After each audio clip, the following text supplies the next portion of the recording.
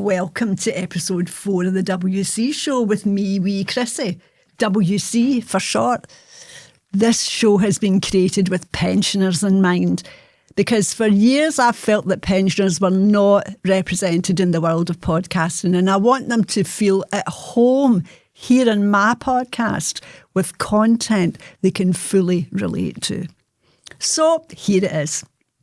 It's my life's work to make oldies more high profile. So I dedicate my podcast to them. Another packed show for you today. So let's jump in. I'm wearing one of my favourite brooches today. I don't know if Cam can zoom in on that. It's a cameo brooch. And people of my age will remember how popular cameo heads were back in the 60s and 70s, especially the earrings. Do you remember them? My mum and my granny both had the earrings. No fashion jewellery for them. 9-carat gold or nothing. Happy memories. Now I hear you asking, what is that she's got on her head? Well, it's a rainmate. It's not like the ones we all wore back in the day, but it's just to give you an idea of what a rainmate looked like.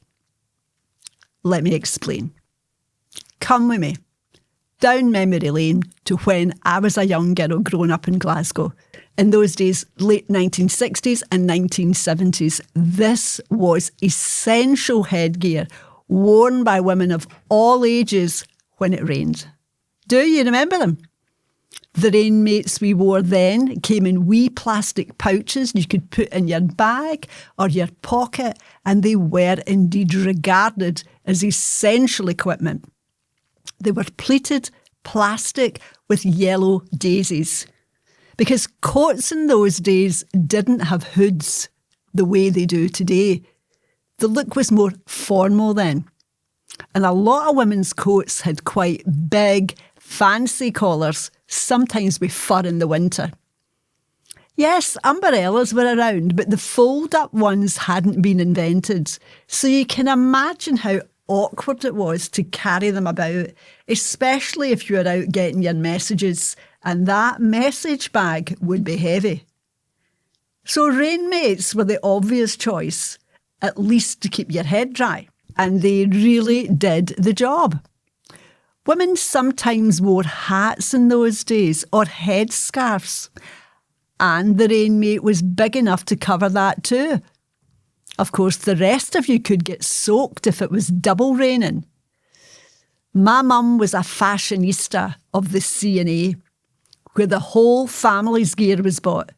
Quality as well as style was their trademark, so the thought of rain penetrating our coats would be virtually impossible.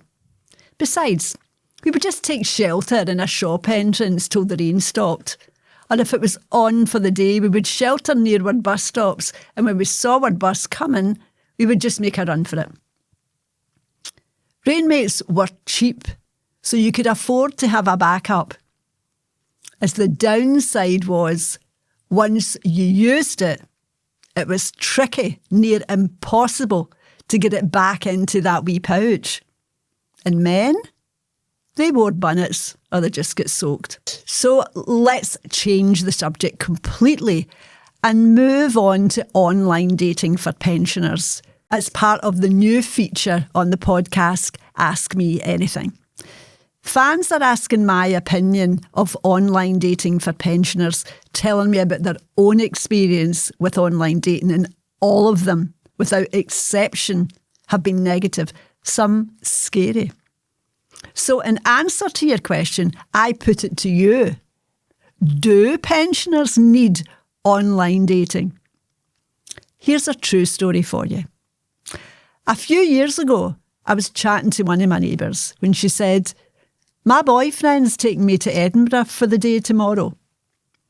He wanted us to stay overnight in a hotel." And I said, No. What kind of woman do you think I am? There'll be none of that. I'm not ready for that. We'd only been going out for 3 months. I've let him winch me once, but I stopped it when he tried to slip the mitt on me. I told him straight, how very dare you? My dander was right up. Even yous old guys would shag a hole in a fur coat. Oh my God, Rita, I said. What an experience for you. Are you okay now? Aye, she said, but I nipped that carry-on in the bud. And how are things now? I asked. Aye, he's calmed down now. He knows who the boss is. You're quite right, Rita, to set out your boundaries. So you're off to Edinburgh for the day? You kept this quiet. I didn't know anything about this. Where did you meet him? What's his name? Has he got his own house? Bought or council? His name's Rab. He's got a bought council flat, a low down in a 4 in a block. I met him in Asda. He was one of these old guys who were promoting Eskin Hospital, I think it was. And I just kept bumping into him when I was in shopping, having a wee gab every time I spotted him. He had all the time in the world, just standing there at the entrance to Asda. And I quickly found out that he also liked a good gab. He was invisible to most of the shoppers who just walked right past him. But not to me. He had a good face, good chat, nice and tall, and he had a car. So he really ticked all the boxes, even though he was a wee bit on the rough side. And I was thinking, and you're no? Some people said Rita had talked the poor guy into submission. She can talk, there's no doubt about that. However, she's moved into the bought council flat with Rab, and despite huge protests from his family, she just took up residence, established herself, and let all the protestations go right over her head. And they're still together in the flat. I'm assuming she's lowered the drawbridge by now. She was 70 then, and that was a good few years ago. The point I'm making is that most older people find it easy to chat to people they don't know, both men and women. Is this not a possible way of meeting new people? A more natural way? Another woman I know in her late 60s met the man of her dreams at a walking club they both belonged to. Very well matched. They both had a few bob, owned their own houses, mortgages paid off donkeys years ago. So now they spend most of their time together on cruises. That's their thing. And they've been together for a good few years too, and are totally loved up. I've had my own encounter in a charity shop. I was dropping off some clothes I'd grown tired of. Wasn't in to buy anything. On the way out, I stopped just for a few seconds to look at a leather sofa, and I was thinking what good quality it was. Not that I was looking for a sofa myself. Within seconds, a guy came up to me and started commenting on the sofa too. I agreed, so I just nodded my head. And then I looked up and gave him the once over. He was acceptable, clean and tidy, and he was droning on and on about the quality of the stuff in the charity shop and how he'd bought a similar sofa and was very happy with it. And I was thinking, why don't you tell someone who's interested? I just kept quiet, trying to head for the door when he said, "My name's Jeff, and this is my mother, Isabel." Up came a woman on a disabled scooter. "Hello, hen," she said. What the fuck was happening? I was desperately off-ski, said I was in a hurry, said my goodbyes to both of them. What was that? That man was not for me. But it is another example of where simple chatting will get you. And by the way, I am never going into that charity shop again. But don't be put off by that story. Jeff seemed like an okay guy. But I'm just not interested in that kind of man or any men, really. So cast your net wide. Even if you don't meet the man of your dreams, you might meet new friends. In a club environment, for example, there is more safety. If you spot anyone who might have potential, you can get a chance to observe them over time. Make your mind up if they are worthy of you. You gradually get to know them in this relatively safe space.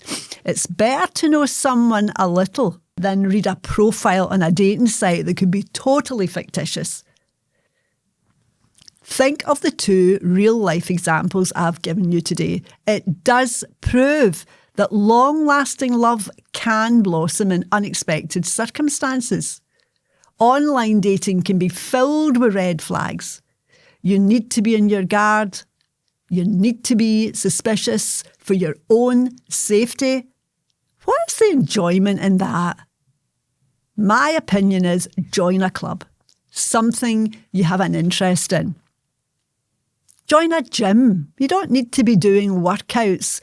Most gyms have swimming pools, so you can at least go swimming. Aqua aerobics. Get fit, if nothing else. There are all sorts of classes, something for everyone. You can regard now any social gathering as a potential nipping ground. You know it makes sense. Enjoy. And finally, back to me in the Ask Me Anything section of the show. Another question I get asked a lot is, am I AI generated or a real actual woman? I can understand why people would ask that, as there's a sense of almost perfection with AI generated images. But I'm glad to confirm that I'm a real woman tasked with bringing pleasure combined with intelligent content to all pensioners. People have also referred to me as an enema, and I get that too. I'm not like other people, thankfully. Too many of the older generation are bland and beige. Remember this old saying?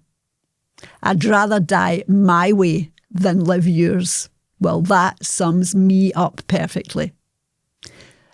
And probably the question I get asked most of all is, why am I a spinster? Why I never got married? And the truth of the matter is that the day Billy Connolly married that cow, Pamela Stevenson, that was it for me. He was the only man interesting and funny enough to hold my attention. I can never understand what he's seen in her. I still don't to this very day. I waited patiently for years for him to see through her. I was so sure cracks would appear and a divorce would follow, and I would have fired right in there.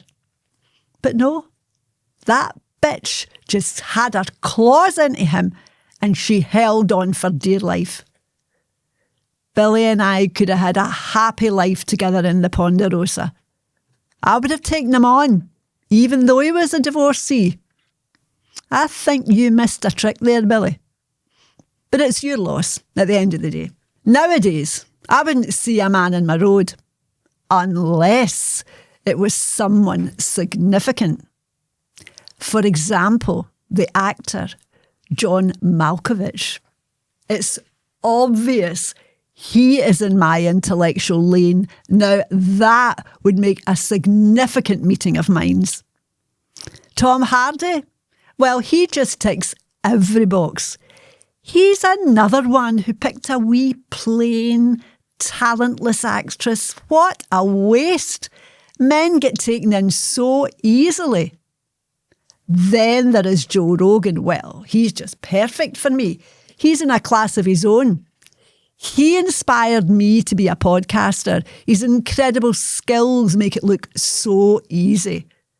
And then there is Joey Diaz. He reminds me to always be 100% authentic and to tell my stories in a raw and unapologetic way. I love that guy. And of course, if there are any American billionaires on the hunt for a Scottish wife, I could be interested, but one who is definitely not connected to Jeffrey Epstein.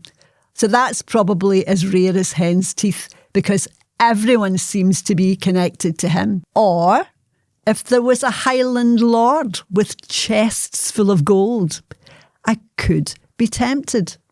My standards are high, as you would expect, and I'll leave that where it lands. So what are the benefits of being a spinster?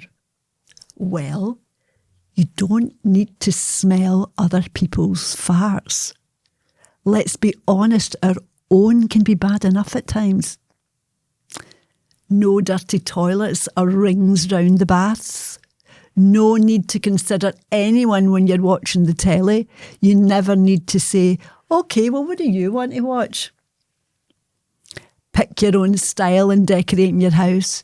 You don't need to check with anyone if they like it. Buying food, buy what I want.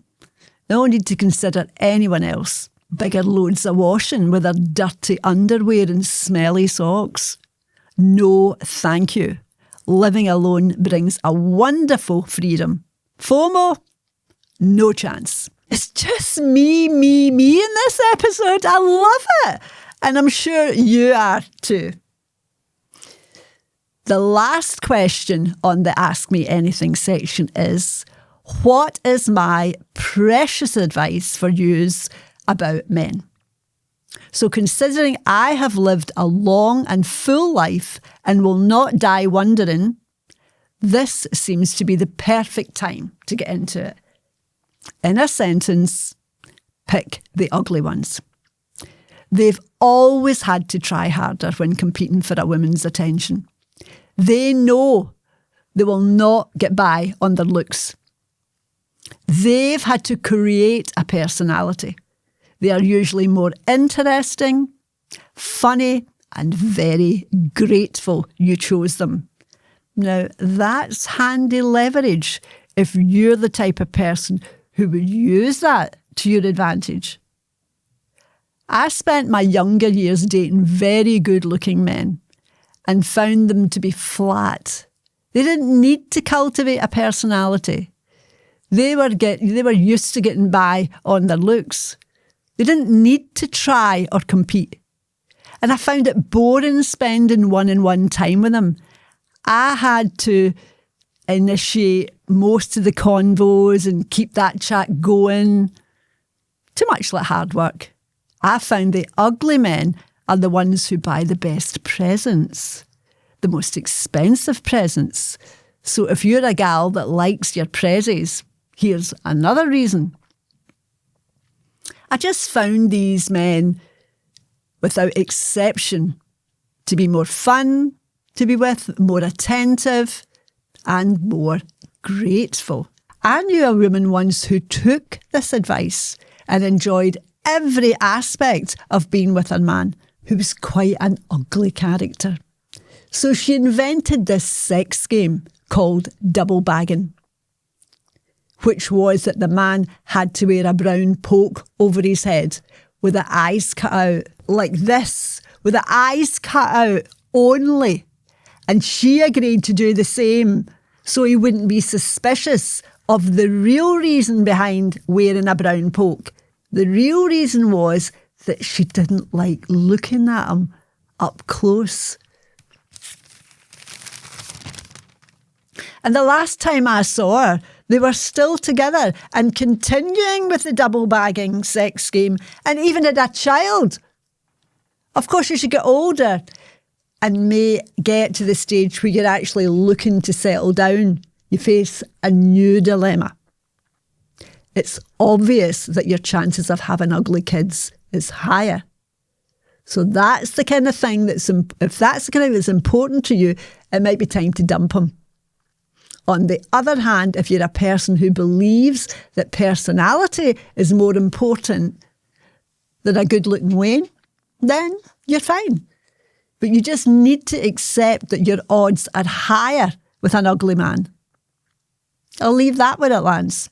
Talking about this reminds me of a time when a friend of mine had just met a new guy, was totally loved up. Would you like to see his photo? Not knowing what was ahead, confidently, I said yes. I nearly had a stroke. In the name of God, what's that? A gargoyle? My heart's thumping here. I thought you were going to show me your new boyfriend. Wait a minute. I need to calm myself down. A bit of warning would have been nice. I said, what a fright I got there. To my complete surprise, she was full of indignation. You cheeky bitch, WC. How very dare you say that? And I replied, what are you, blind? You waiting on your blind dog? Where on earth did you find this creature? What possessed you to take up with him? Are you okay? She was raging. She got her coat, walked out without a buyer leave and completely spoiled the whole afternoon. I was taken aback. I mean, there's levels of ugliness and he was definitely a one. She never spoke to me for weeks, but frankly enjoyed the peace and quiet. So all good. As for headlines grabbing everyone's attention is Iran, and in particular how it's going to affect us. And I've got a friend who's just booked a holiday in Turkey in 3 weeks. What can you do about that? It's a day-by-day situation at the very moment. The world feels like a scary place and no time for a Margaret update, but I have plenty to tell you about her. She's telling anyone who will listen that I have been mentioned on the Epstein files. She says there's a photo that looks exactly like me from the back, and she will swear on a stack of Bibles. I'll fill you in next time. Needless to say, this is a lie. So thank you for joining us on the WC show. Always great to have your company. Thank you too for sending in your questions to the Ask Me Anything feature. You can find the podcast on Spotify and YouTube, and we're also on TikTok, and you can talk to me directly on Instagram.